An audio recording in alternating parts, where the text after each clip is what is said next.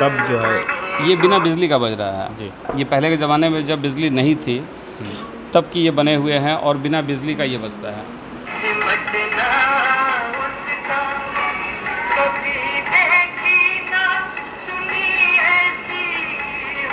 समझ लीजिए कि ये पहला, इसे आप संगीत का एक माध्यम कह लीजिए जिससे आदमी गाना सुनता था, ये पहला है। आने वाली जो जनरेशन है वो इन सब चीज़ों के बारे में जाने। अगर ये चीज़ें रहेंगी नहीं तो बस ये किताबों में पढ़ने की चीज़ें रह जाएंगी।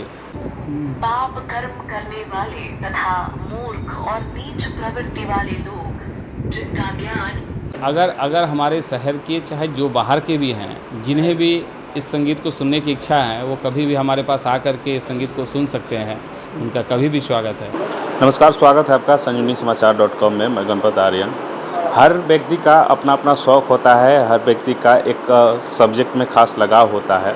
और ये जो आप हमारे पीछे जो तस्वीर देख रहे हैं, ये तस्वीर किसी इलेक्ट्रॉनिक दुकान की नहीं है। यह एक ऐसे व्यक्ति की कमरा है जो म्यूजिक से काफ़ी लगाव रखते हैं।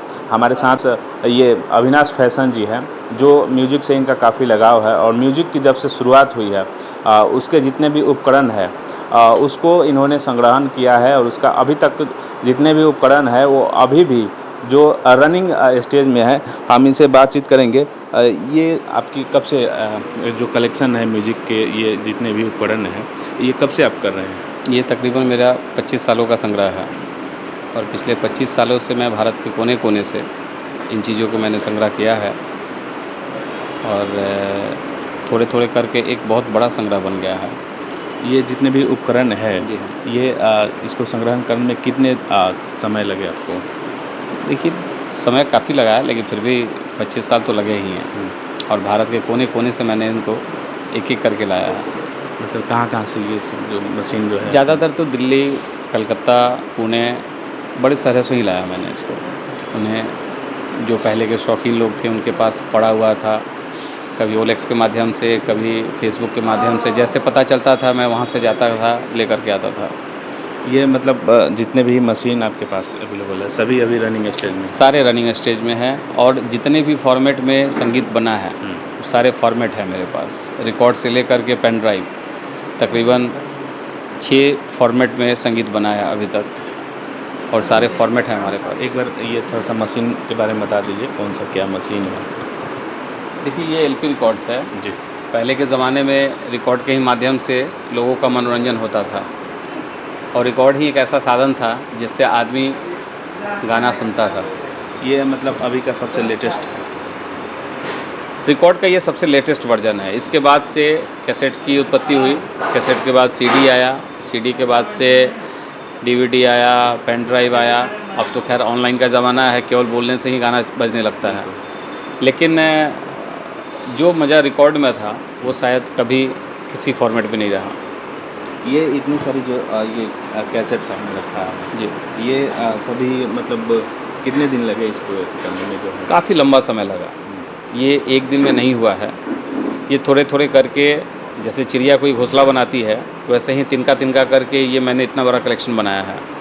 ये मैं जब भी कहीं भारत के कहीं भी मैं जाता हूँ घूमने, चाहे कहीं कोई अपने व्यवसायिक काम से, तो मैं जहाँ भी मुझे रिकॉर्ड्स मिलते थे, कैसेट्स मिलते थे, सीडीज़ मिलते थे, मैं वहाँ से लेकर के आता था और वैसे ही थोड़े थोड़े करके ये संग्रह बढ़ता गया और आज करते करते आज हम इस मुकाम पर पहुँचे हैं कि ये संग्रह अब इतना बड़ा हो गया है कि इसे देखने के लिए, चाहे इसके बारे में जानने के लिए लोगों की इच्छाएं होती हैं। इसके पीछे का उद्देश्य क्या है? मतलब ये जो संग्रहण आपने किया है? देखिए, इसके पीछे उद्देश्य यही है कि हम चाहते हैं कि हमारे जो भी आने वाली जो जनरेशन है वो इन सब चीज़ों के बारे में जाने। अगर ये चीज़ें रहेंगी नहीं तो बस ये किताबों में पढ़ने की चीज़ें रह जाएंगी और कोई चीज़ किताब के पन्नों में पढ़कर और एक हकीकत में देखकर दोनों को समझने में काफ़ी फ़र्क है।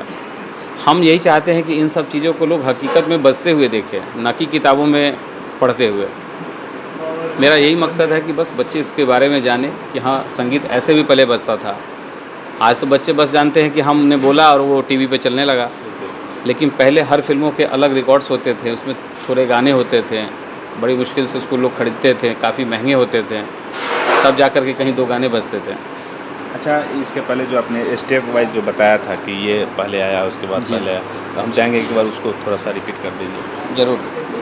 देखिए, सबसे पहले रिकॉर्ड जो बने वो 78 आरपीएम के रिकॉर्ड बने, जिन्हें हम लोग लाह का रिकॉर्ड कहते थे। जी। ये रिकॉर्ड पहले जब बिजली नहीं होती थी तब के लिए इसे बनाया गया, और ये बिना बिजली के बजता था।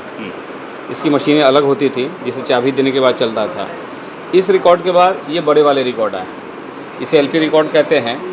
ये प्लास्टिक से बने रिकॉर्ड होते थे, लेकिन इनसे ज़्यादा गाने इसमें होते थे। इनके दोनों तरफ गाने, लगभग पूरी फिल्मों के सारे गाने चले आते थे। ये किस साल की बात है? ये तकरीबन देखिए, इस रिकॉर्ड की मतलब प्रचलन तो मेरे ख्याल से 1930-32 के आसपास से हुई थी, और ये रिकॉर्ड तकरीबन 1963 के बाद से ये बड़े वाले रिकॉर्ड बनने लगे। और ये भी प्रचलन में मोटा मोटी 1993 के बाद से ये भी प्रचलन से बाहर हो गए, और उसके बाद से कैसेट और सीडीज़ ने ले लिया। उसके बाद अब तो ऑनलाइन अब तो ऑनलाइन का ज़माना आ गया, बस अब जो बोलिए आप वो बजने लगेगा। तो पहले के मतलब जो कैसेट्स होते थे जैसे बजते थे, अब ऑनलाइन है। जी जी। तो ऐसे में अब क्या म्यूज़िक का जो संगीत का क्या परिदृश्य है? देखिए, जो पहले के गीत होते थे, जो पहले के रिकॉर्ड्स होते थे, उन्हें सुनने में लोगों को आनंद आता था। लेकिन जो अब का संगीत है, उन संगीत में कोई आनंद नहीं है, कोई मज़ा नहीं है। वो संगीत आज आते हैं, कल चले जाते हैं। लेकिन जो पहले के गाने हैं, 50 साल पहले बने थे, और अभी आने वाले आगे 50 साल बाद भी लोग उसको सुनेंगे। उसे बनाने वाले अलग लोग थे, सुनने वाले भी लोग अलग थे। लेकिन जो आज गाने बन रहे हैं, उन गानों का लाइफ नहीं है। अच्छा, ये हर किसी का अपना शौक़ होता है। कोई किताब कलेक्शन करता है, कोई पुराने पेपर, कोई पुराने रुपए जो है कलेक्शन। आपने ये सब कलेक्शन किया है, तो परिवार के लोगों का कैसा रिएक्शन है? रिश्तेदार जो है मतलब उनका क्या कहना होता है? देखिए, पहले तो लोगों को बुरा लगता था, लेकिन धीरे धीरे घर के लोगों को भी ये चीज़ समझ में आया कि ये मेरा एक शौक़ जुनून बनते जा रहा है।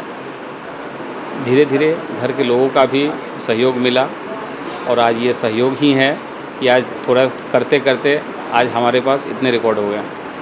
एक बार थोड़ा सा मशीन कौन से क्या मशीन है, थोड़ा सा उसके बारे में बता दीजिए। एक्चुअली ये तो रिकॉर्ड प्लेयर हो गया, और बाकी ये सब इसके एम्पलीफायर्स हैं।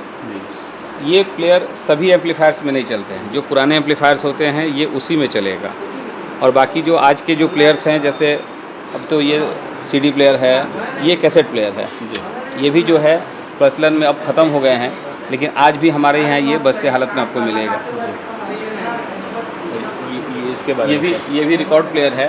ये तकरीबन 1980 के आसपास का बना हुआ है, और ये उसके अलग अलग इसके ये नीडल्स हैं, जिसके माध्यम से ये रिकॉर्ड बजता है। ये सब सारे साउंड बॉक्स। हाँ, ये सब सारे सीडीज़ वगैरह के स्टोरेज हैं। बाकी नीचे सारे एलपी रिकॉर्ड्स हैं। एक बार चाहेंगे कि उस मशीन को थोड़ा सा बजा के बता दें। ये पहला, इसे आप संगीत का एक माध्यम कह लीजिए जिससे आदमी गाना सुनता था, ये पहला है।